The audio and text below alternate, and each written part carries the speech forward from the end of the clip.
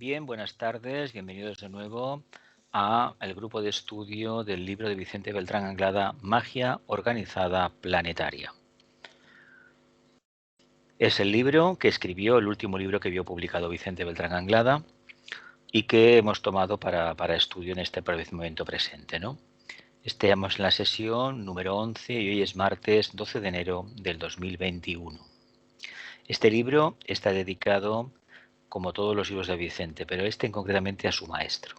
Y dice así: a mi maestro, con inmensa devoción y gratitud, Vicente Beltrán Anglada. Nunca nos dijo el nombre del maestro. En el diario póstumo, el diario que apareció unos 20 años después de fallecer Vicente, de desencarnar, cuando había fallecido su mujer, el diario del discípulo, el diario secreto, allí el nombre no aparece. Allí dice que, bueno, a mí me llamó mucho la atención el detallito del sillón rojo de cuero, cuero rojo del maestro y la larga cabellera pelirroja. Y apunta también, creo que era en otro libro, creo que ha tenido en más o menos la actividad del maestro la da a entender. Pero evidentemente pues había un secreto y no podía dar el nombre del maestro. Eso es algo que queda para especular, quien quiera emplear su tiempo en ese tema. Y aquí tenemos las tres palabras que aparecen en las consideraciones preliminares de magia organizada planetaria: renovación, transmutación y redención. La renovación corresponde al pétalo de Acuario. La redención es Capricornio. Y siempre nos queda la duda, la transmutación, ¿dónde la ponemos? Sabemos que está transmutación, transformación y transfiguración.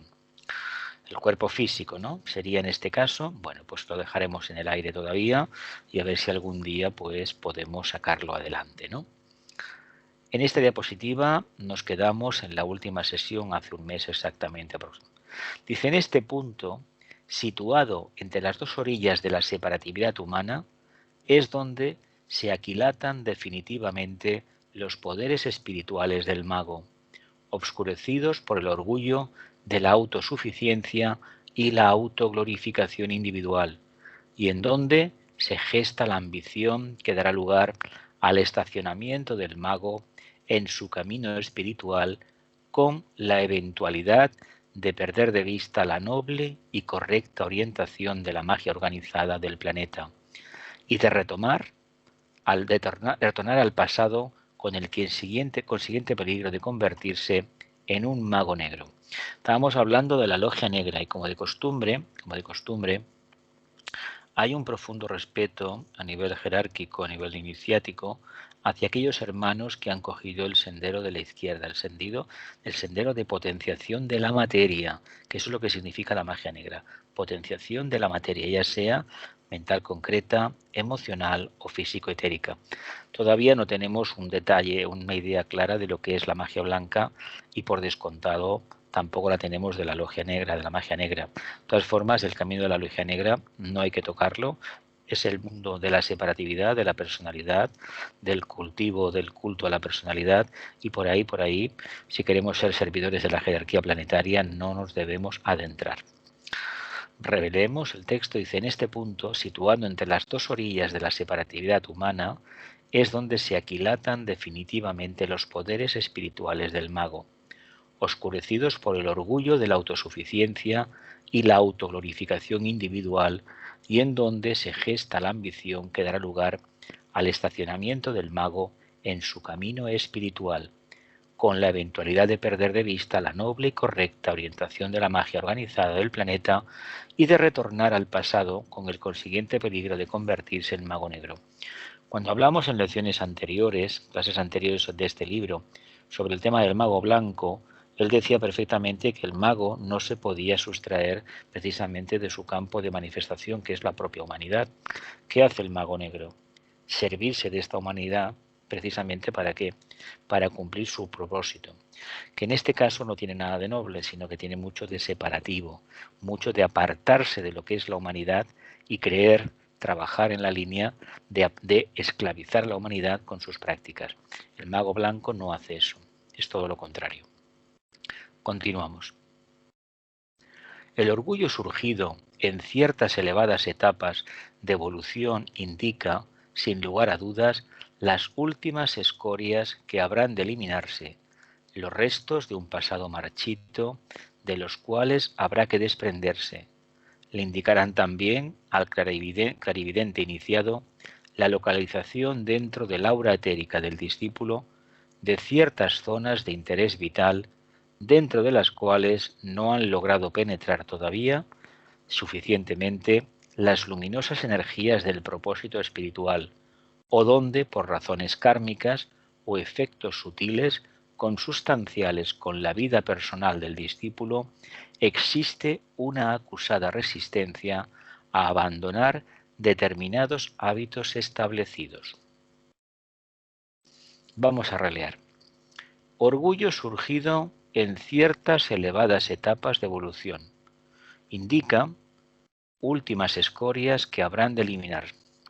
Evidentemente, si nos adentramos en el contacto con el reino angélico y realmente a través del trabajo de meditación proyectamos imágenes, proyectamos formas mentales que acaban siendo densificadas, manifestadas por el reino angélico, evidentemente deberemos tener un grado de pureza considerable, porque de lo contrario lo que vamos a hacer es atraer un tipo de ángeles que no van a tener la evolución que esperamos y por lo tanto las formas mentales que van a construir van a tener una caducidad bastante definida y no van a responder al propósito. ¿Por qué existe este orgullo? Pues por una razón muy sencilla. Debemos entender que uno está practicando y cuando uno descubre sus propias facultades y la capacidad que tiene precisamente de invocar a los devas para construir algo, se siente ciertamente satisfecho.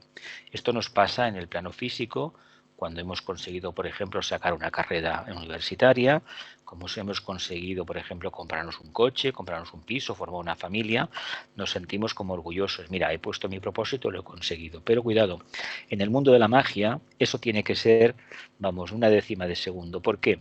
Porque existe peligro de caer en la otra parte. Y claro, la otra parte es muy astuta, te está esperando a que tengas un momento de flaqueza para presentarse con la solución mágica. Solución mágica que implicará inevitablemente vender el alma al mejor postor. Eso quiere decir volver hacia atrás, hacia prácticas que no están en la línea de la logia blanca.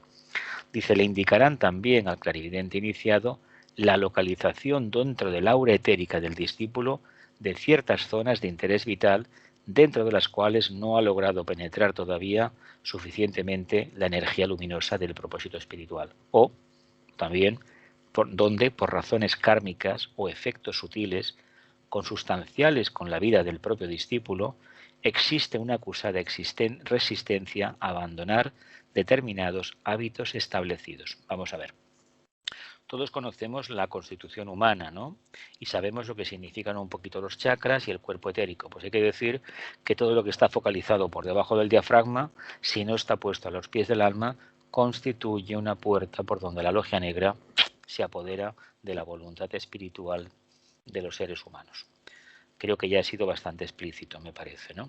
Entonces entendamos que todo lo que está ligado al mundo de la mente concreta, el plexo solar, el mundo del deseo, el famoso kama manas y el centro sacro y el centro básico, genera un potencial de energía grandísimo y todo lo que uno se proponga trabajando desde esa perspectiva, hay que decir que se materializa con la consiguiente pago de un karma cuando llegue el momento. ¿Continuamos? Debido a su extrema sutilidad, es difícil que el discípulo, el aprendiz de mago, se dé cuenta del orgullo y de la soberbia que van enseñoreándose de su alma al rebasar ciertas zonas realmente críticas de expansión espiritual.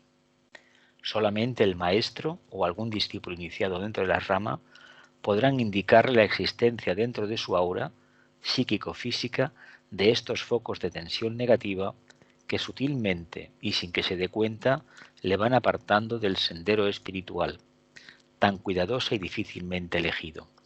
Le señalan el peligro y al propio tiempo le advierten de la necesidad de volverse humilde y misericordioso en relación con los demás. Alguna vez hemos comentado que a veces cuando uno ve, a veces se dice, yo lo he dicho muchas veces, según en qué circunstancias más valdría no ver. ¿Por qué? Pues porque se ven cosas que son un poco complejas de explicar. Y luego porque también uno piensa, bueno, si yo veo esto en los demás, ¿qué tendré encima, no? Y ver lo que indica es responsabilidad. Por lo tanto, abstengámonos de comentarios basados en nuestra percepción espiritual, nuestras capacidades psíquicas, porque tal vez lo que estamos haciendo es preparando la sepultura de los demás y por descontado de la nuestra, de sepultura en sentido esotérico, en sentido de que nos va a apartar de la verdadera percepción intuitiva, que es lo que nos interesa desarrollar, y siempre por descontado al servicio de la humanidad, no nuestro.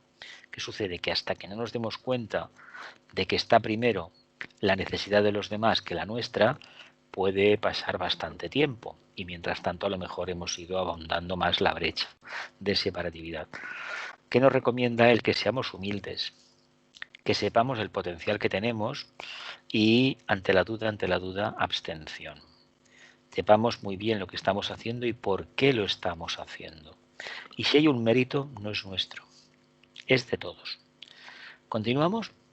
Dice, solamente el maestro o algún discípulo avanzado dentro de la rama le van a indicar al neófito la existencia dentro de su aura de focos de tensión negativa que sutilmente, sin que se dé cuenta, le van apartando del sendero espiritual. Esto es lo mismo que decir, bueno, yo tengo una amistad que ha salido de control al mundo del alcohol, la adicción al alcohol, por ejemplo, y que dice que bueno, que no le pasa nada, que si toma 2 copas, que si toma 4, y llega un momento que ese control ya se desvanece por completo y uno acaba cayendo en las garras precisamente de ese egregor del alcohol, por ejemplo. Y ese egregor es un egregor muy poderoso que cuando engancha a alguien es muy difícil sustraerse a su influencia. Es muy, muy difícil. Costó mucho hacerse esclavo del mismo y por descontado, cuando uno ya es víctima de él, la presa, es difícil soltar la presa. Por lo tanto, sepamos dónde nos introducimos y sobre todo de las consecuencias que una acción u otra pueden tener a la larga. Por lo tanto, esto indica mucha atención, mucha vigilancia por parte de cualquier estudiante. Vamos a él expone, aquí dice, volverse humilde y misericordioso en relación con los demás. Es decir, no potenciar las diferencias con los demás, sino buscar la integración, la síntesis.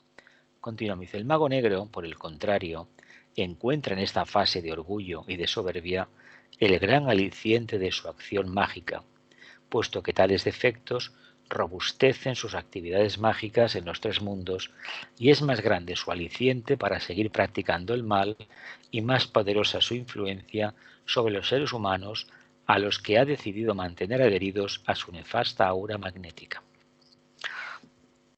Está muy bien escrito. Yo no sé si en aquel momento había algún caso claro dentro de los grupos de estudio donde él estaba, de alguien que estuviera dando un paso muy claro hacia ese lado, porque a mí este libro, algunos comentarios me parece que van dirigidos a algún estudiante en concreto. Pero bueno, me voy a ahorrar decir quién, porque no merece la pena esto. Por lo tanto, seamos muy misericordiosos con este tema.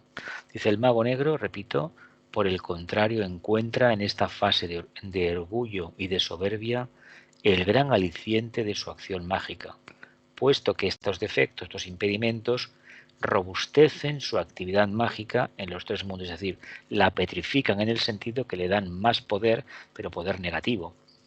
Y es más grande su aliciente para seguir practicando el mal y más poderosa su influencia sobre los seres humanos a los que ha decidido mantener adheridos, es decir, ha decidido esclavizar. No olvidemos que el mago negro esclaviza por el poder de su pensamiento, no lo que leemos por ahí o hemos visto en alguna película de fantasía. Dice, pero le predisponen también más profundamente a proseguir en la senda del mal emprendida que le llevará finalmente a su perdición espiritual y destrucción causal. Si miráramos la historia del siglo XX, veríamos que grandes dirigentes políticos, está el caso este famoso alemán que todos conocemos, y ha habido muchos que han tenido un poder mental tremendo y han esclavizado a naciones. Y todavía sigue existiendo eso en la Tierra, no nos engañemos. Fenómenos que hemos visto recientemente al principio del año en varias partes del mundo van en esa línea. Por lo tanto, es un camino que está ahí, pero no es para nosotros. Continuamos. Dice, desde el ángulo oculto, las fronteras que separan el mago blanco del mago negro son extremadamente sutiles en ciertas fases del entrenamiento espiritual. Se dice que hay momentos en que prácticamente no hay una diferencia clara. De hecho, lo que se sabe, por cosas que se van leyendo, es que el mago negro o los magos negros te están esperando a partir de la segunda iniciación. ¿Por qué? Pues porque pueden confiar en alguien que ha desarrollado en cierta medida la voluntad, en cierta medida la inteligencia y que necesita potenciar aún más el aspecto conciencia, el aspecto amor, porque va a ser el que le va a obligar a descender a la cueva, hacia donde está el perro ese de la personalidad que oculta precisamente el gran tesoro, que es nada más y nada menos que la esclavización de Prometeo, del alma, ¿no? Del ángel solar. Claro, cuando uno controla su mundo emocional y tiene un intelecto medianamente preparado, evidentemente ya sabe, es un alma que sabe lo que quiere y cómo conseguirlo. Por lo tanto, a partir de ahí están las tentaciones clarísimas. No olvidemos que la prueba escorpiniana habla de 9 cabezas de la hidra, son 9 pruebas, pero en realidad son 3 básicamente, que se pueden reducir al poder, al dinero y al sexo. Y con eso, los magos negros trabajan.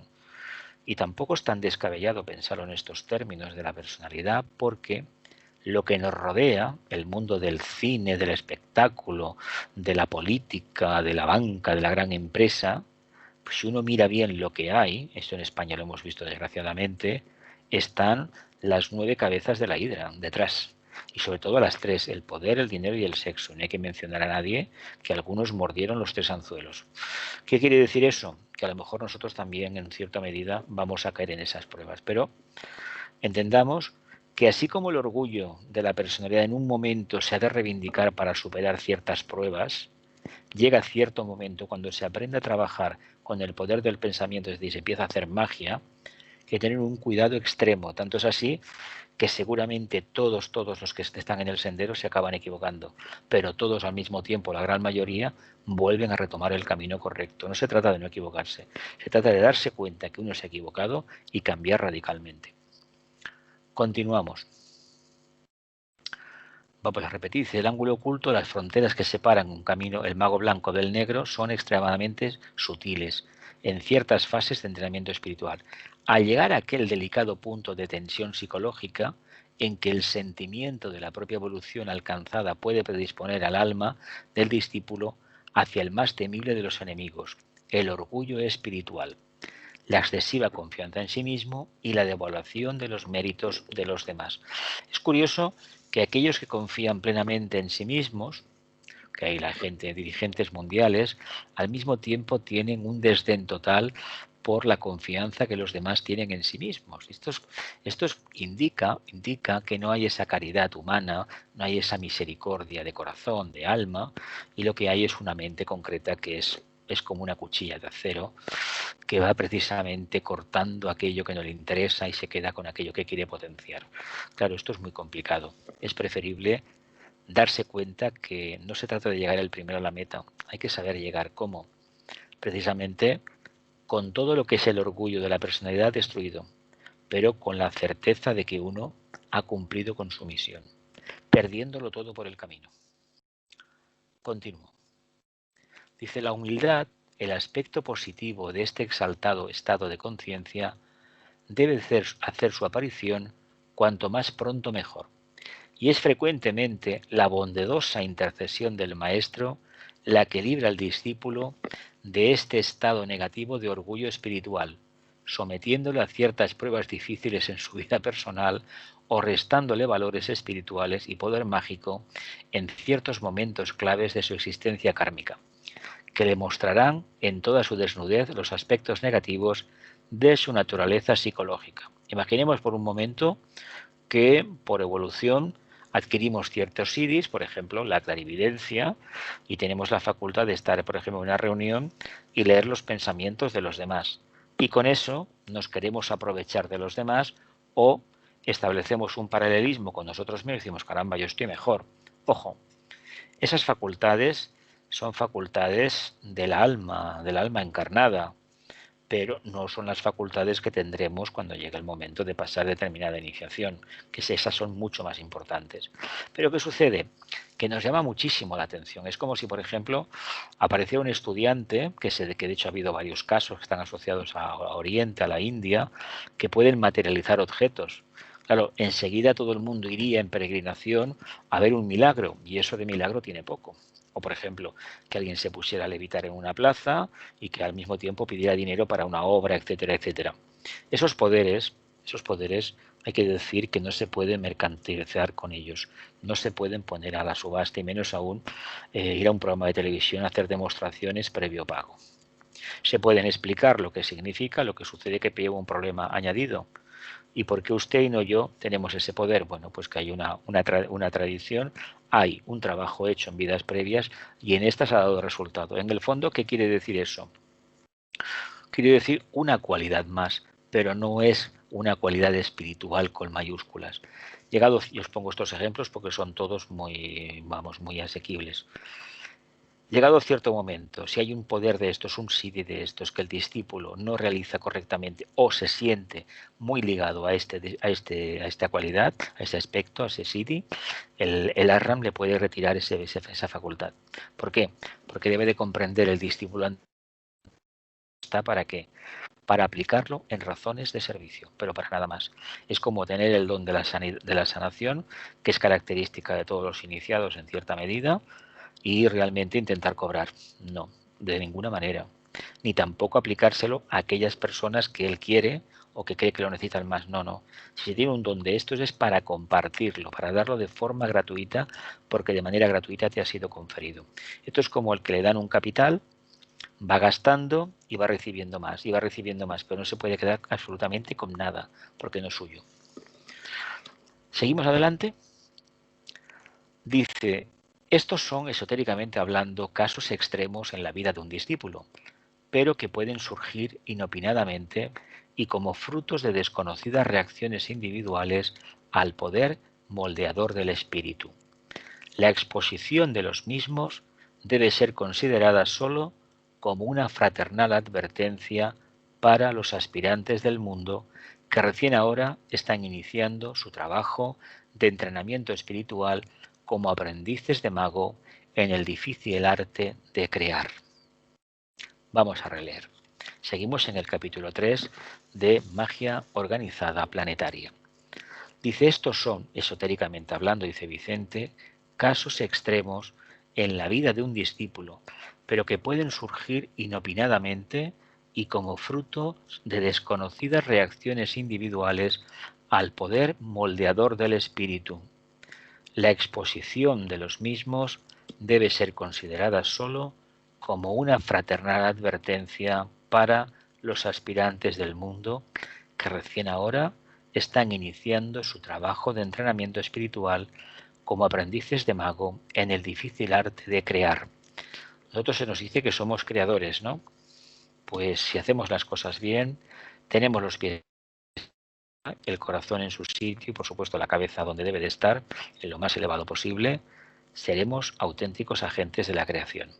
No olvidemos aquel axioma, el hombre piensa y el deva construye, ¿no? O mejor dicho, la energía sigue al pensamiento. Continuamos. Ya queda poco para las preguntas, me parece. Dice, ampliando algo más esta idea, deberíamos añadir que para utilizar correctamente los poderes en el supremo arte de la magia, se precisa ante todo lo que místicamente podríamos definir como un santo criterio. Santo criterio, establecido desde lo más profundo del corazón. No solamente sanas advertencias intelectuales que no siempre llegan a penetrar profundamente en los sagrados retiros internos del discípulo. Releemos. Ampliando algo más esta idea, se debe añadir que para utilizar correctamente los poderes en el arte supremo de la magia, se precisa ante todo lo que místicamente se puede definir como santo criterio. Bueno, para mí es intuición, santo criterio, establecido desde lo más profundo del corazón, no solamente sanas advertencias intelectuales que no siempre llegan a penetrar profundamente en los sagrados retiros internos del discípulo. Vamos para adelante. Como se ha dicho, en multiplicidad de ocasiones, los poderes mágicos no deberían ser utilizados sin haber adquirido antes la suprema virtud de la responsabilidad espiritual. Una responsabilidad que tiene en cuenta, por encima de todo, el bien del conjunto, el cual exige en todas las ocasiones el sacrificio de la parte, aquella parte individual de la cual el discípulo es enteramente responsable ante Dios y ante su propio karma. Como se ha dicho en multiplicidad de ocasiones, los poderes mágicos no deberían ser utilizados sin antes haber adquirido la virtud de la responsabilidad espiritual, responsabilidad que tiene en cuenta por encima de todo el bien del conjunto, el cual demanda en todas las ocasiones sacrificio de la parte, aquella parte individual de la cual el discípulo es enteramente responsable ante Dios y ante su propio karma. Continuamos, seguimos en el capítulo 3. Dice, el poder mágico, por muy desarrollado que esté, dependerá siempre de estas áreas de responsabilidad, de este supremo tacto y circunspección al utilizarlo. Bien mirado, el desarrollo de la responsabilidad debería preceder al del desarrollo de los poderes psíquicos y mentales de la invocación mágica. El desarrollo de la responsabilidad debería preceder al del desarrollo de los poderes psíquicos y mentales de la invocación mágica. Por lo tanto, si ponemos en manos de alguien que no esté debidamente orientado a la luz una técnica para desarrollar determinados poderes, lo que estamos haciendo es entregar ni más ni menos a un niño un mechero para que entre en un polvorín, lo encienda y salga todo volando, ¿no? Que es lo que suele acontecer demasiadas veces. Se dan enseñanzas a personas que no tienen conciencia y hacen un uso muy negativo, muy nefasto de las mismas. Continuamos.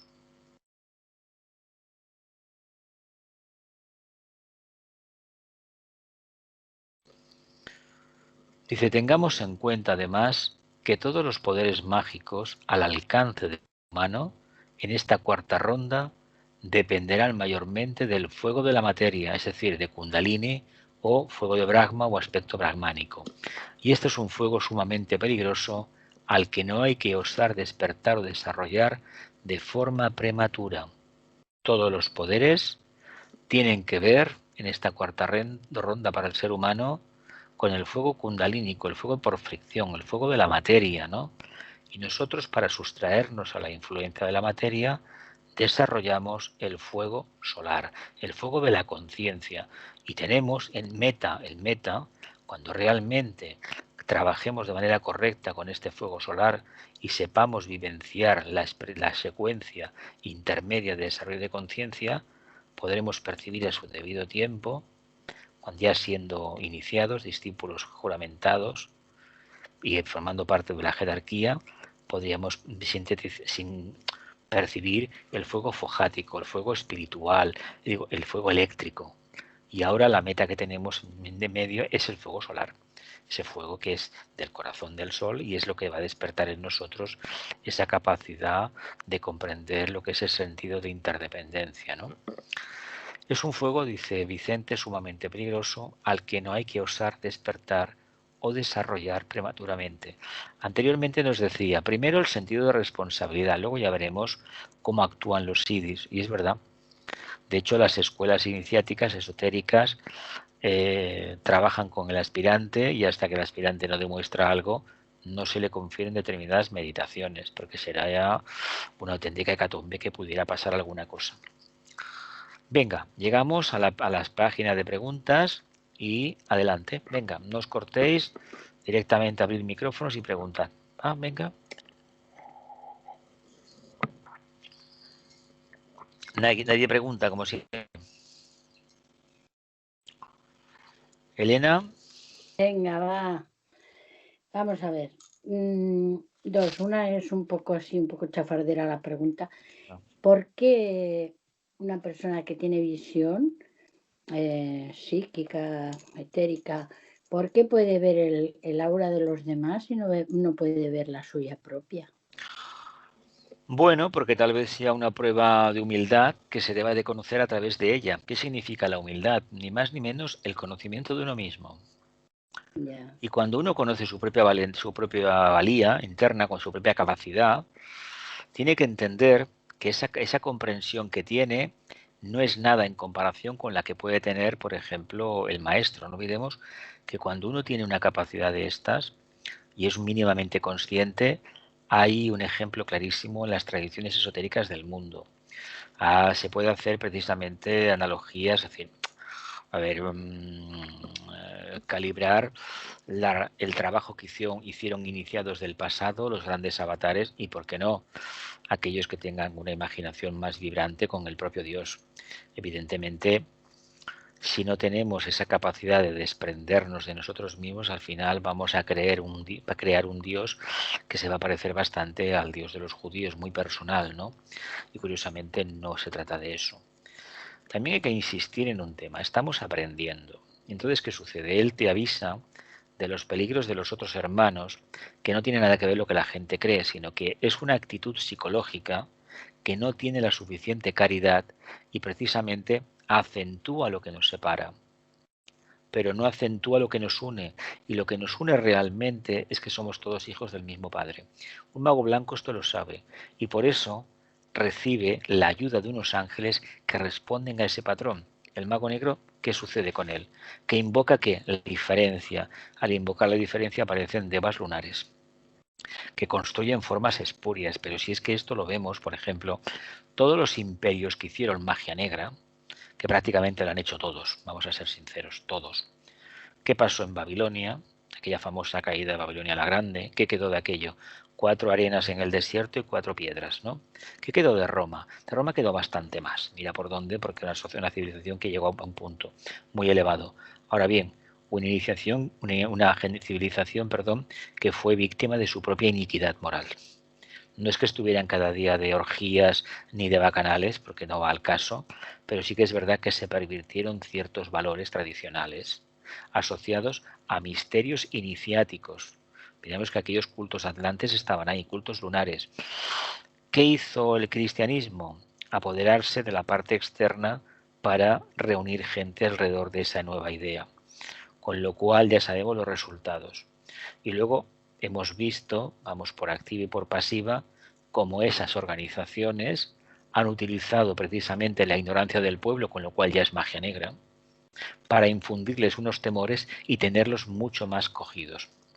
Me imagino que entendemos todos muy bien. Y de vez en cuando amenazar con una excomunión y sobre todo con la Inquisición, que probablemente sea la idea más aberrante que la humanidad ha conocido. Porque la Inquisición y las cámaras de gas, al efecto práctico, es lo mismo, ¿eh? Cuando uno se erige en el juez de todos los demás, ojo, ojo con esto porque tenemos un auténtico monstruo. Y esto en la humanidad hemos visto mucho, en nuestro propio país hemos tenido unos cuantos a lo largo de la historia. Por tanto, entendamos que el camino de la simplicidad te obliga a conocer perfectamente los resortes de tu mente y ver dónde está la parte oscura. No es que tengamos un chakra que no está iluminado, no, es que tenemos una parte de nuestra mente que está llena de porquería. Hay almas, hay seres humanos que realmente, bueno, pues sabemos cómo piensan, ¿no? Yo a mí a veces me parece de juzgado de guardia gente con varias carreras universitarias que tenga un odio a la gente que es de una raza diferente, de una religión diferente. Vamos a ver, o que tenga una orientación sexual diferente a la suya. Pero vamos a ver, con el intelecto que tiene, ¿cómo puede ser tan mezquino? Pues sí, porque no tiene corazón. Corazón en el sentido de capacidad de integración, capacidad de búsqueda de, sin decir, lo que se denomina caridad humana, ¿no? Misericordia, amor. Y el amor no tiene nada que ver con darse abrazos, palmaditas en la espalda y nos queremos mucho, no. Ser eminentemente pragmático y darnos cuenta que esa parte mental que acentúa la diferencia debe desaparecer, porque de lo contrario el amor no tiene cabida. ¿Algo más, familia? Venga. Gloria, Milagros, Eh, Encarni, o- que, Celia, Dime, Sí, dime. quería hacer, bueno, un comentario. Has dicho que el mago negro esclaviza por el poder de su Sí, sí, sí. pensamiento. Y entonces, bueno, y además esto es un tema que, bueno, que me parece muy interesante. Y después también la relación entre el mago negro y los egregores. Ujú. O sea, supongo que los egregores están a las órdenes Son de los formas magos mentales negros. creadas por ellos y creadas por ellos y alimentadas por nosotros, ¿eh? Por los que Ya, estamos a pie. Cuidado, porque la gente cree que, por ejemplo, lo que hemos hablado antes, ¿no? No hay nada de negativo en la idea de que uno quiera esforzarse y emplear su tiempo en, por ejemplo, hacer una carrera de medicina, por ejemplo, vamos a ver, ¿no? O tener un negocio. Ojo, si esto se convierte en el único objetivo que como alma queremos para esta vida, porque ahí sí que nos estamos equivocando. Y ojo con que qué fines y qué métodos empleamos para ello. No es que esa frase que se repita hasta la saciedad, que para mí es falsa, el fin no justifica los medios, cuidado. Depende de qué fin y depende de qué medios.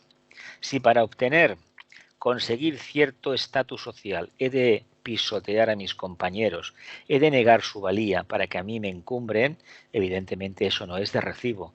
Pues eso es lo que se hace. ¿Y cómo se hace esto?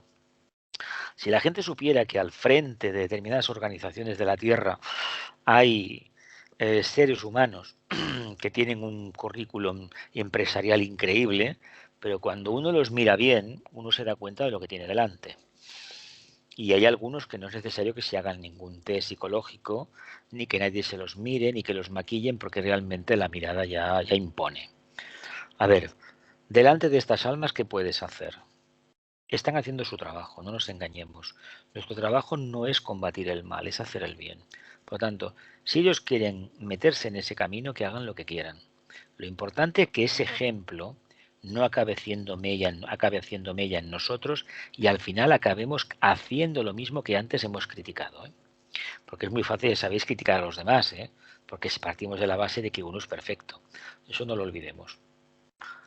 Y la segunda parte que me decía, el tema de los egregores, claro.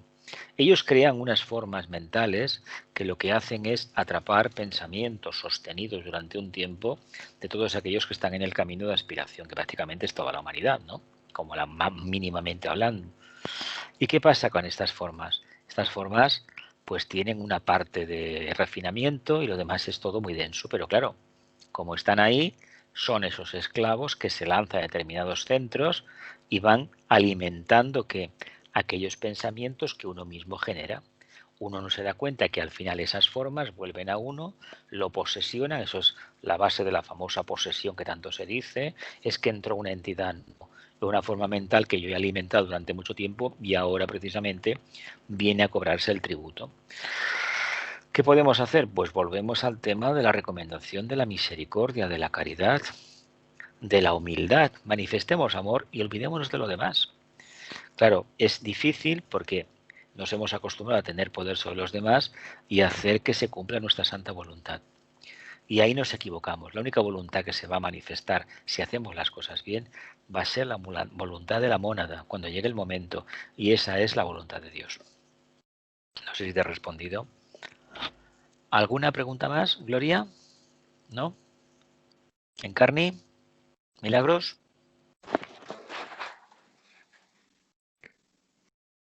¿Preguntas? ¿No? ¿No más? Pues venga, bueno, continuamos. una pequeña Dime, cosa, lo dime, último dime. que has dicho. Es difícil, conseguir un equilibrio entre el propósito espiritual y, y en cambio tener, no sé, la aceptación de lo que hay. ¿Me entiendes lo que quiero decir? Por Ya, una ya, ya, parte, ya. tener una voluntad firme para conseguir lo que consideras Claro. que es, Ujú. o sea, que es el fin adecuado, y por Ajá. otra parte, ser dúctil y adaptarse a lo que hay, ¿no? O sea, es Ujú. bueno, como un equilibrio difícil, Mira, ¿eh? eso se explicaría si, por ejemplo, referenciáramos un poquito la vida de algún discípulo así conocido, alguno que hayamos conocido. Tenemos el caso de Vicente. Mm. Vicente fue una persona que tuvo una vida a nivel económico, bueno, sabéis, muy complicada, ¿no? Se ve que él explicó en Amigos de la India, esto lo escuché yo al principio, que le habían dicho que bueno, que tenía que, la prueba que se pedía en esta encarnación, que no iba a tener nada. No obstante, no tenía nada desde el punto de vista material y sí que es verdad había generado un tan karma de un calibre tan bueno que dispuso los últimos años de su vida que le permitió dar todo su ministerio público, una parte que es la que conocemos, porque apareció un discípulo y pues lo mantuvo, ¿no? Y cuando precisamente Vicente desencarna, este discípulo le toca cumplir, es agotar esa copa de karma que tenía y se acabó arruinando. Es un caso paradigmático. Y luego tenemos la biografía de la Bailey, todo lo que le aconteció, de ser una lady inglesa, con todo el orgullo y todo lo que significa. La manda primeramente el maestro Kutumi, la mandan a la India, ¿para qué? Ella era misionera y allí tuvo que tragarse muchísimas cosas, en el sentido de que todo aquello que ella creía, como misionera de la iglesia anglicana, pues todo aquello tenía cierto sentido. Y cuando va a la India y se encuentra con aquellas diversidades, pues ¿qué quiere decir? Que el polvo del camino le hizo abrir la comprensión.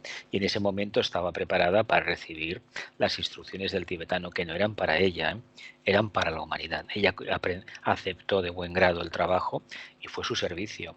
Y a ver, nunca le faltó nada, pero evidentemente vivió con estrecheces. Si habéis leído la biografía, y una vida muy dura, muy, muy dura. Y el caso de Blavatsky, teniendo una cuarta iniciación, hay unos textos de no sé qué libro leí hace bastantes años, al principio cuando empecé con esto, que hablaban de que de Moria le entregó una bolsa con $25.000 y tenía que entregárselas a no sé quién. Y mientras tanto, pues pasó necesidades, tuvo que hacer de todo, coser pantalones, de todo, la pobre, para poder tirar para adelante. Claro, lo que puede ver una persona de fuera puede, ¿y por qué no cogió dinero o lo devolvió? No, porque si coge un céntimo, nunca se sabe si lo va a devolver. Yo conocí hace 2 años o 3 un caso práctico de aquí de una empresa de autobuses de la zona donde vivo, que habían despedido a un conductor. Y la cosa fue la siguiente. Por un billete, que eran en aquel momento 2 euros o 2,10 €, pues lo despidieron, porque lo había hecho varias veces más, ¿no? Entonces lo que le dijo el gerente de la empresa al comité de empresa fue lo siguiente: mirad, sois 700 y pico de trabajadores en las 3 empresas. Si cada uno de vosotros cada día coge 2 euros, al cabo del año son 200 y pico mil. Como comprenderéis, la empresa no puede tirar adelante. Pues a ver, el ASRAM, la jerarquía, pone estas pruebas. Ya saben del valor y de la fortaleza moral de estos discípulos, pero mientras estemos en el plano físico, estaremos sujetos a estas leyes que los humanos más o menos entienden. La ley de atracción hacia cosas que a veces no son correctas. Teniendo esa iniciación, dices, no, porque yo cojo el dinero y lo doy. No, perdona, no te engañes, eso no es tuyo. Es un cebo para saber si realmente eres capaz o no de utilizarlo correctamente. Es como los CDs. El ejemplo del dinero de Madame Blavatsky es lo mismo que los CDs. Tú has llegado a cierto nivel y tienes la potestad, por ejemplo, de hacer esto, de hacer aquello, de hacer lo otro. Imaginaos por un momento que determinado CD se nos da como, por ejemplo, la bilocación, ¿no? Estar en varios sitios, en 2 sitios a la vez, ¿no? Vale. Yo imagino que muchísima gente se apuntaría a ese sorteo. Pero ¿a dónde vas a ir? ¿A ver a quién? ¿Por razones de servicio? Si es por razones de servicio, no te preocupes, que vendrá cuando tenga que venir. Pero si es por curiosear a los demás, evidentemente que no. Es decir, nos gustaría tener esas cualidades, ¿no? O salir a la calle a andar y aparecer a 1000 kilómetros 2 segundos después, ¿no? Que eso existe, ¿no? Para ellos. Pero bueno, ¿qué precio hay que pagar? Pues ni más ni menos que la personalidad ya no sea ningún obstáculo. Es decir, eso es una cuarta iniciación manifestada, pero no es nuestro caso. Con aquello que tenemos, que puede ser un intelecto muy manifestado, muy fuerte, muy bien construido, puede ser una capacidad de evidencia, una capacidad de intuición, hemos de saber dónde estamos. No nos creamos que estamos ya exentos del peligro de precisamente encaminarnos hacia una parte, no vamos a llamarle magia negra, pero no es lo que deberíamos hacer. Si mientras estemos encarnados, entiendo que estamos, no diré en peligro, pero estamos siendo observados. Eso sí que debemos tenerlo en cuenta. ¿Una pregunta más? ¿No? Continuamos. Dice, de ahí el sentido de la espiritual responsabilidad al que hacemos referencia. Antes de que ascienda a lo largo de la columna vertebral y de los conductos etéricos, han de haber sido convenientemente desarrollados y purificados los centros etéricos de recepción de la energía, llamados ocultamente chakras, y de haber asentado en el trono del corazón aquel santo criterio que allega estabilidad emocional, humildad y circunspección mental. En el trono del corazón, el santo criterio que allega estabilidad emocional, humildad y circunspección mental. ¿Qué quiere decir esto de circunspección? Y la humildad, me imagino que estabilidad emocional sabemos lo que es. El vehículo emocional está estable, no presenta ningún problema. Humildad. La humildad, ¿cómo la entendemos? Conocimiento de uno mismo, confianza plena en el corazón, en la intuición. Yo apostaría más por conocernos correctamente, saber hasta dónde podemos llegar, sin fantasía. Y luego, ser circunspectos a lo que los 5 sentidos nos presentan y sobre todo la mente. Si esto realmente se consigue, evidentemente el fuego vendrá, limpiará lo que tenga que limpiar y ya sabemos que cuando se inicia un proceso de estos, obviamente el que lo inicia es uno y el que va a acabar va a ser completamente distinto. Estamos dispuestos a renunciar a lo que más queremos, porque tal vez si renunciamos a todo aquello que nos gusta, a lo mejor nos damos cuenta que estamos en condiciones de que el fuego sube, no nos damos cuenta, estamos cambiando, tenemos más energía cada día, no nos cansamos tanto, dormimos menos, comemos menos y tenemos una mente pero completamente enfocada en la luz. Pues bien, ¿se ha conseguido cómo? Básicamente olvidándose de uno mismo, porque esto sería, a mi modo de ver, la estabilidad emocional, la humildad y la circunspección mental. Una manera diferente, el tibetano habla de olvido de uno mismo, es olvidarte de las limitaciones de tus vehículos. ¿Continuamos? Dice, el arte de la magia, que tratamos de poner al alcance de los verdaderos y sinceros aspirantes espirituales de nuestros días, ha de asentarse naturalmente en el correcto desarrollo de los centros o chakras etéricos, lo cual exigirá de ellos un tremendo esfuerzo de juicio y voluntad y una fuerte dosis de amor impersonal, así como el humilde reconocimiento de que poder alguno alcanzado ha de redundar en provecho individual, sino que ha de ser una aportación inteligente a la evolución del conjunto de la raza, de la humanidad, lo que hablábamos antes. A ver, a ti te dan unas cualidades, las descubres, te toca practicarlas por propia evolución y no olvidemos que esas medallas que te van a poner, esos poderes, esos siddhis que tanto llaman la atención, en el fondo son auténticas tentaciones, porque uno quisiera seguramente cambiar el mundo. Lo primero que alguien, yo imagino, pienso, bueno, si uno tuviera precisamente ese potencial, ¿qué haría? Vale, pues mira, me pondría a cambiar el mundo, limpiaría los egregores de tal sitio, de tal otro. Oh, cuidado con esto. Para eliminar un egregor de un país, por ejemplo, el causante de las guerras y de ese sentido patrio, de ese nacionalismo, tenemos que tener en cuenta que ese país, el que sea, si el nuestro o el del vecino, debemos tener en cuenta que ese egregor forma parte de un conjunto de egregores que están en el planeta Tierra. Yo no puedo quitar uno, porque seguramente si consigo quitarlo, por ejemplo, en un grupo pequeño o en una comunidad de propietarios, seguramente que otro más poderoso ocupará su lugar. ¿Cómo debo de trabajar? Debo de trabajar en equipo, debo publicar lo que estoy haciendo. Ojo, porque esa parte del trabajo de magia no se debe de comunicar a los demás.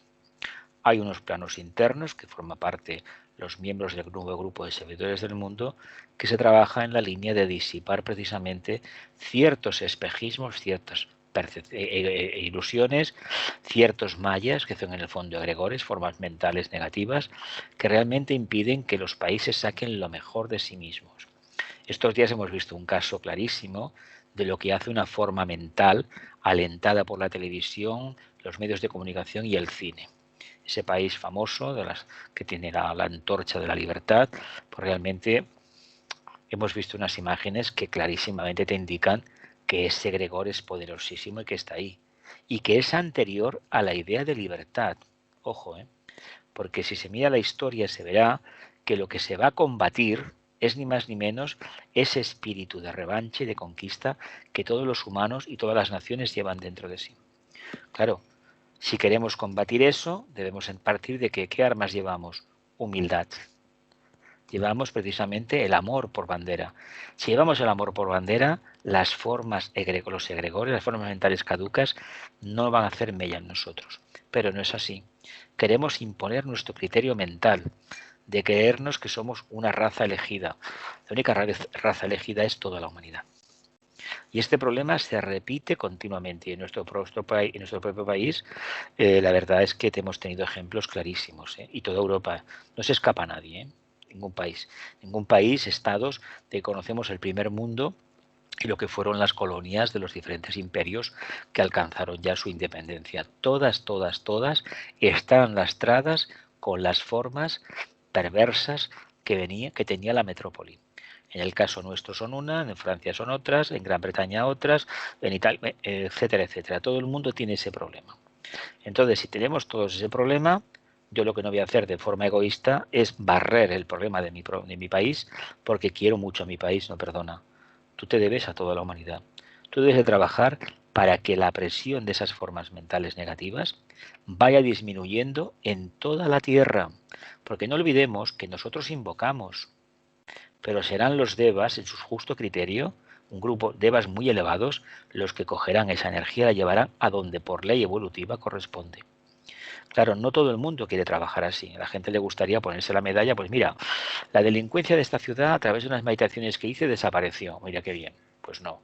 Tú invoca, focaliza la ciudad, pero sepas de antemano, has de saber de antemano, lo debes aceptar, que esa energía será cogida, vendrán unos devas y la llevarán a donde sea necesaria. Lo mismo con el tema de la curación. A ver, si hemos leído el tratado de los 7 rayos, el número 4, la curación esotérica, bueno, pues sabéis, hay ejercicios, hay trabajo a hacer, hay el que se quiera apuntar que se apunte, y el que quiera coger, por ejemplo, los misterios del yoga, pues están las fórmulas de lo que sea el famoso mantra de unidad, el famoso mantra de limpieza que tenía Vicente, ¿no? Famoso de la luz liberadora de Buda. Tengamos en cuenta que si una persona la estamos ayudando, alguien que lo visualizamos, hacemos todo el proceso, hay una parte que a lo mejor desconocemos. Esa persona tiene el karma que tiene, esa alma tiene el karma que tiene. Nosotros estamos proyectando energía, hacemos nuestro trabajo, pero deberíamos saber también, si nos interesa, que parte de la energía que le estamos proyectando probablemente no le llegue, sea cogida por el grupo de ángeles y llevada allí donde se crea que es más necesaria. Por eso cuando uno pide, yo francamente no recomiendo que se pida nada. En un templo no se debe pedir nunca nada, y más que nada, básicamente porque, ojo, porque en algún momento nos van a escuchar. Y tal vez lo que nos venga, yo lo sé por mi propia experiencia personal, no fue de mi agrado. Tuve que reconocer que era consecuencia mía, que lo había invocado yo, y por lo tanto no tuve más remedio que hacerme frente. Pero no me gustó en ese momento, era muy joven y no me gustó. Pero hay que decir, ojo con lo que pidas. ¿Qué hay que hacer entonces? Pues estar precisamente irradiando lo que uno lleva. Y los devas van a tomar esa energía y la van a llevar donde realmente sea necesaria. Y tal vez a mí eso ya no me interese saberlo. ¿Por qué? Porque yo ignoro precisamente muchísimas cosas. Prácticamente tengo que decir que no sé absolutamente nada. Y en este tema de la magia hay que andar con cuidado y no referenciarse como que uno sabe, porque probablemente lo que está ignorando es que lo que sabe es nada en comparación con lo que ignora. Es muy complejo, pero yo al mismo tiempo os animo a que no tanto invocar de manera negativa, sino evocar de manera positiva y saber que si no compartimos, olvidémonos, no podemos pedir, Por lo tanto, todo lo que tengamos a nivel de buenos pensamientos, pero acciones continuas hacia los demás, hacia la humanidad, pero de manera impersonal, porque esa es la mejor vacuna que vamos a tener para ser víctimas de formas mentales, magos negros, etcétera, etcétera. Siempre absesia total, indiferencia total, pero indiferencia espiritualmente hablando, no aquello que ahí os quedéis, no, indiferencia, todo lo que pasa por una razón, por lo tanto, todo lo que acontece está bien, ¿verdad que sí? Continuamos. Dice, la responsabilidad espiritual dependerá enteramente de este reconocimiento. Es el primer aspecto a desarrollar en el arte sacrosanto de la magia. Después vendrá, por añadidura, el verdadero poder mágico con la consecuente invocación de las energías débicas o fuegos internos que facilitarán la ascensión del fuego de Kundalini a lo largo de los conductos etéricos y de los centros desarrollados. Primero, responsabilidad espiritual. Claro, él habla de que sin este reconocimiento, otorgar poderes, el despertar de los siddhis, es un auténtico problema. Es como meterte en un polvorín con una vela o encender una cerilla. Evidentemente, aquello puede ser catastrófico. Y de esto pasa. ¿Por qué sucede? Básicamente por la curiosidad. Podemos decirnos que yo tengo un espíritu de investigación. Yo quiero ver qué me sucede. Vale. Pero también deberíamos tener la moderación, no poner en duda por sistema lo de los demás, la experiencia de los demás y sobre todo estar atento a los primeros indicios. No es que un día despertó el fuego y me pilló por sorpresa, no. Va avisando y cuando ya no hay más remedio probablemente nos deja unas condiciones muy difíciles. Y eso es muy problemático, la verdad. Desarrollar responsabilidad espiritual. El primer aspecto a desarrollar es en el arte del sacrosanto de la magia. Después vendrá por añadidura el verdadero poder mágico con la consecuente invocación de las energías débicas o fuegos internos que facilitarán la ascensión del Kundalini a lo largo de los conductos etéricos y de los centros desarrollados. Arte sacrosanto de la magia. Entonces, si le llamamos a la magia, que es la capacidad de proyectar un pensamiento y de que éste con la energía de los devas tome vida propia y realmente sirva para solucionar problemas de la humanidad, se le llama sacrosanto porque es el mismo poder, salvando la increíble distancia que hay, inimaginable para nosotros, que hay entre un ser humano encarnado, un discípulo, y la que puede haber con un logos planetario o el logos solar. La distancia nos puede parecer infinita, ¿verdad? Increíblemente, es decir, inconmensurable. Cada uno en su esfera debe ser un agente constructor. Debe dar lo mejor de sí mismo, teniendo en cuenta que a cambio no puede esperar absolutamente nada. Sin embargo, no cesa en su empeño de ir proyectando esa energía. Por eso os decía antes, no os preocupemos, alguna entidad débica vendrá y la recogerá. Si es pura, no hay ningún sentimiento o intención personal egoísta, esa energía es útil para ser utilizada en otro lugar y eso se encargarán los devas. Continuamos. Dice, el arte de la invocación débica es esencial en el desenvolvimiento de la actividad mágica. Por ejemplo, cada día los que meditamos en la línea de la escuela arcana, logia transhimaláyica, utilizamos el mantra, por lo menos es mi caso, de la gran invocación. Bien. ¿Qué creéis que hacemos con la gran invocación? Estamos invocando al reino angélico. Determinado tipo de devas, que no los conocemos ni falta que nos hace, hablando en plata, que después de un tiempo de trabajo empiezan a darse cuenta, a través de la invocación llega simbólicamente a sus oídos una vibración que corresponde pues a lo mejor a uno, a otro, recogen esa energía y esa energía ¿para qué sirve? Para un fin noble, preparar los ambientes de la tierra, los éteres, para la venida del avatar. Lo que ignoramos los que estamos invocando es que este mantra lo que está haciendo es construyendo un camino de millones y millones de hilos por donde afluirá en su debido momento esta conciencia crística a escala mundial.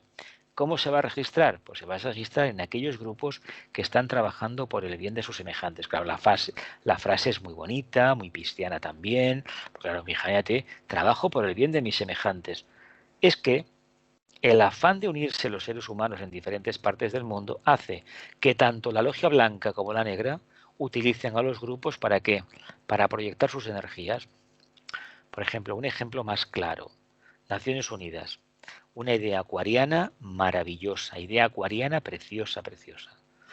La Asamblea General es acuariana, pero el Consejo de Seguridad es pisciano.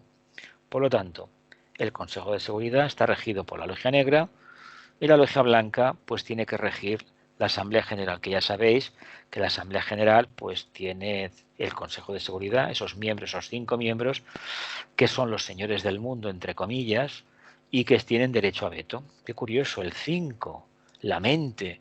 Ojo con esta mente concreta, porque esta mente concreta es la que da el traste con la verdadera magia. Creo que lo entendemos, ¿no? ¿Qué quiero decir? Ojo con esa mente.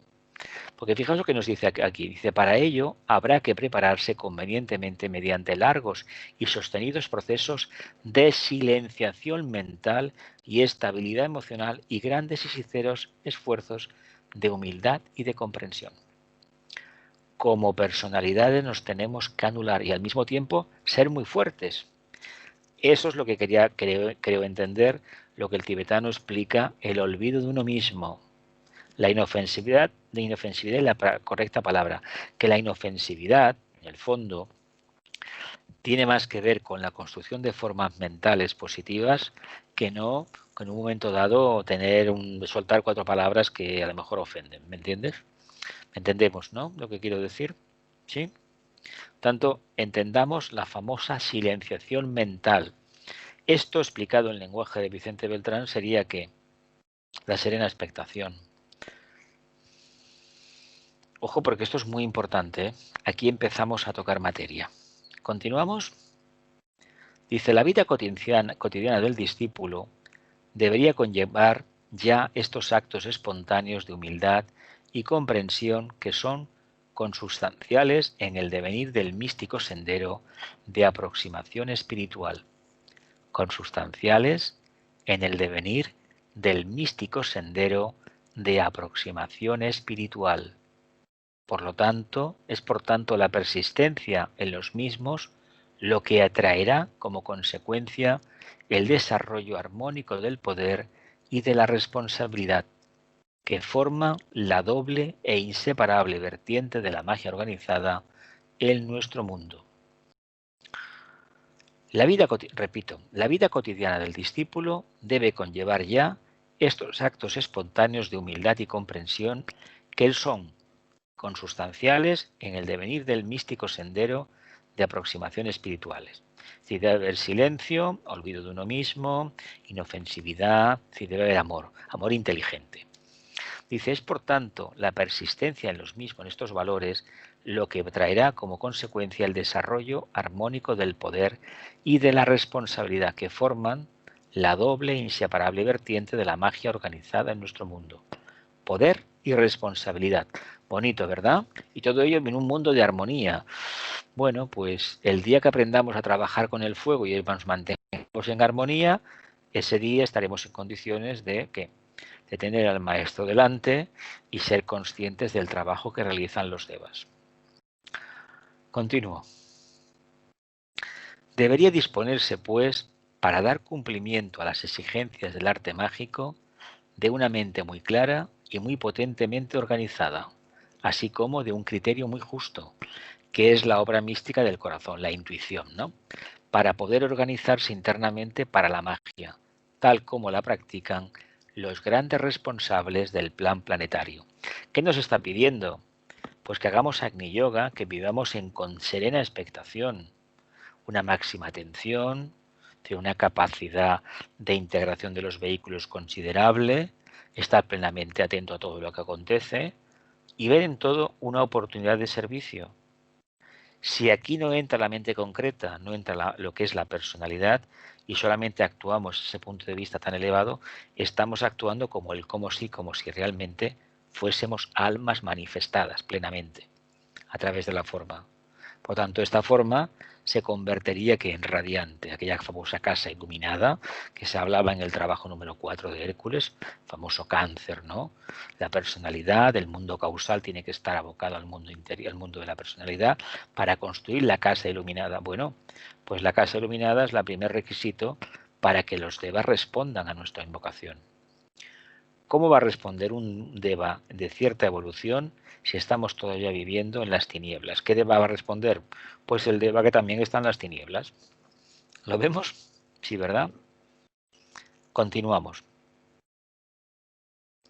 Dice, la organización inteligente de la civilización y de la cultura de los pueblos de la Tierra es una obra mágica, la organización inteligente de la civilización y de la cultura de los pueblos de la Tierra es una obra mágica, un resultado de las actitudes humanas con un saldo equivalente de lo que es justo, proporcional y conveniente para el desarrollo futuro de las nobles cualidades de la raza. Desarrollo futuro de las nobles cualidades de la raza, de la humanidad. Es una obra mágica, un resultado de las actitudes humanas con un saldo equivalente de lo que es justo, proporcional y conveniente para el desarrollo futuro de las nobles cualidades de la raza. ¿Cómo sabemos lo que es justo, proporcional y conveniente para el desarrollo de estas cualidades de la humanidad? Solamente lo sabremos en la medida en que estamos abocados al mundo causal, en la medida en que respondemos a la intuición, en la medida en que somos conscientes de que actuamos ya como almas, o lo intentamos al menos de forma clara y definida. De lo contrario, si no vivimos en la mente abstracta o desde la perspectiva de la mente concreta, es muy difícil, porque la mente concreta, por definición, es separativa. Dice, utilizando unos insospechados mecanismos de organización social que están mucho más allá de la inteligencia de las mentes más claras del planeta, los adeptos y entidades débicas descritas en la obra del Mahashohan, el Señor de la civilización, suman las cualidades desarrolladas por los seres humanos y les restan los defectos acumulados en sus auras etéricas.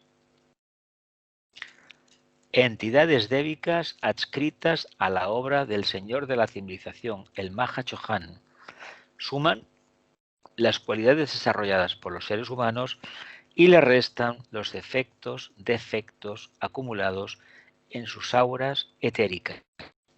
Por lo tanto, ¿qué podríamos entender? Que a través del proceso de invocación estamos consiguiendo llamar la atención de grandes entidades y que estas entidades, por este arte de invocación y evocación nuestra, están haciendo que se vayan limpiando los vehículos de la personalidad y realmente se vayan coloreando, entre comillas, con esas energías que no conocemos pero que estamos invocando.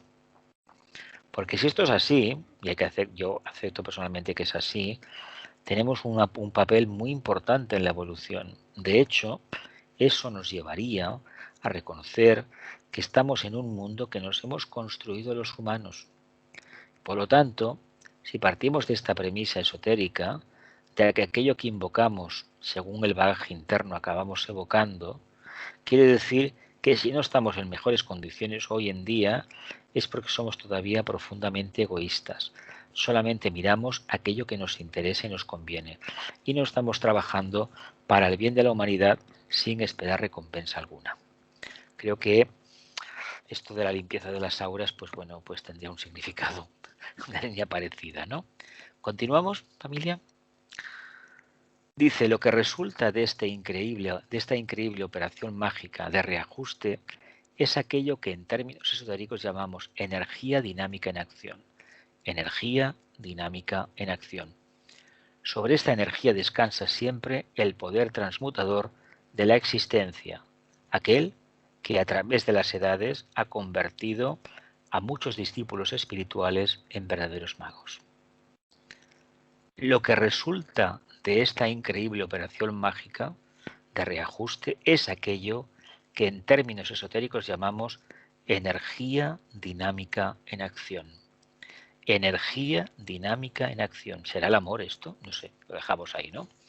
Dice, sobre esta energía descansa siempre el poder transmutador de la existencia.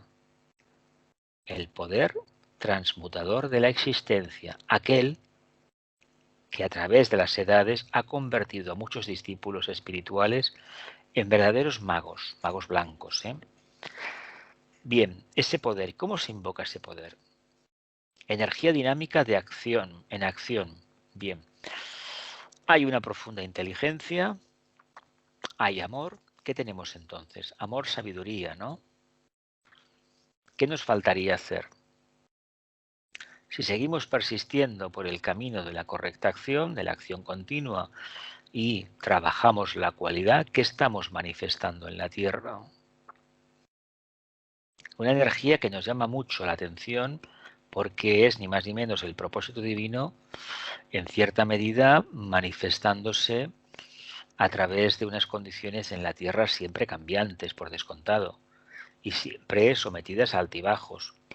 Y aquellos discípulos que realmente pueden vivir esa experiencia trabajan un rayo que lo asociamos siempre con determinados aspectos que nos gustan mucho, pero que tiene otra contraparte que a nadie le gusta, y son las profundas dificultades que hay, los profundos reajustes para poder mantener esa energía dinámica en acción y ese poder transmutador de la existencia. No olvidemos que así como en la cuarta iniciación, como hemos estudiado en el curso anterior, el del alma, se percibe lo que significa ese rayo, debemos entender que en el día a día nos jugamos los galones de una iniciación cuando toque, en la medida en que sepamos conjugar esa energía dinámica de acción con y entender este poder transmutador de la existencia. Porque si no pasamos por esa prueba de fuego, va a ser difícil avanzar. No es que los conflictos sean negativos, los conflictos deben ser reivindicados. Porque si no hay conflicto, no podremos comprender el poder transmutador de la existencia, que descansa en esa energía dinámica en acción. Podemos llamarle amor, sí, pero amor con pies y manos, ¿eh? Inteligencia activa, con pies y manos, eso es muy importante, y con cabeza, por supuesto. Continuamos. Venga, ya la última. Vienen las preguntas, precisamente. Mira. Dice, a esta energía dinámica, que surge directamente del propósito espiritual, se le añadirían la luz de la mente y el santo criterio del corazón, al cual hemos hecho cumplida y necesaria referencia. Todo ello nos indica la verdadera senda del mago, la cual, si es examinada profundamente, nos revelará el exacto cumplimiento de la ley, que unifica la mente y el corazón del sabio para convertirle en un verdadero mago blanco, en un perfecto servidor del plan de Dios, de aquel plan que solo los maestros conocen y sirven. ¿A dónde nos lleva? Pues nos lleva pues a la propia jerarquía, evidentemente, a ser agentes. No olvidemos que nosotros cuando decimos que queremos ser faros de luz, quiere decir ni más ni menos que queremos ser torres de comunicación, ¿eh? No olvidemos que un discípulo lo que hace es como una torre de alta tensión. ¿Qué sustenta una torre de alta tensión? Cables, ¿no? Antacaranas por donde va la energía, ¿verdad? Pues un discípulo hace lo mismo. Ahora como tenemos comunicación inalámbrica, ¿qué hace un discípulo? Se convierte en una torre de comunicaciones. Torre donde hay unos repetidores que llevan una señal, la amplifican y la van emitiendo. Y ni más ni menos, vivencian el antacarana. ¿Con qué se quedan? Con nada. Eso es su trabajo. ¿Estaríamos dispuestos a trabajar de esa manera, de poste de la luz o del telégrafo? Pues ese es el trabajo que nos espera, ni más ni menos. Lo nuestro no importa, lo que importa es lo del mundo, la humanidad. Continuamos de aquí en las preguntas, va. Unas cuantas y ya cerramos la sesión. Venga, preguntas, familia. ¿No? ¿Celia? ¿Elena? ¿Milagros?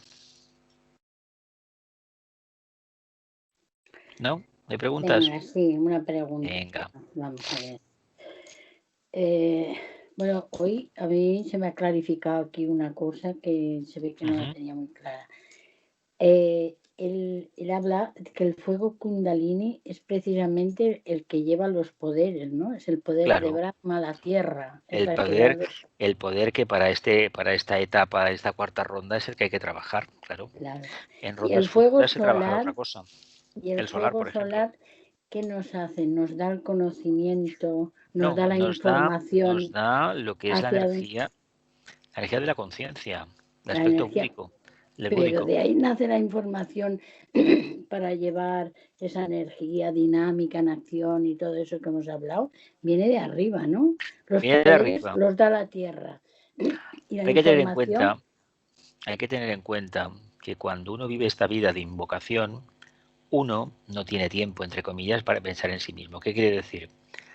Que en la medida que tenga el canal abierto de la invocación, sin percibirlo, sin prestar atención a ello, está recibiendo lo suficiente para repartir en su medio ambiente, como pensamiento, es decir, una capacidad clarísima de eliminar o de destruir egregores que atenazan la conciencia de aquellos que están a su lado, y prácticamente lo hace de manera anónima.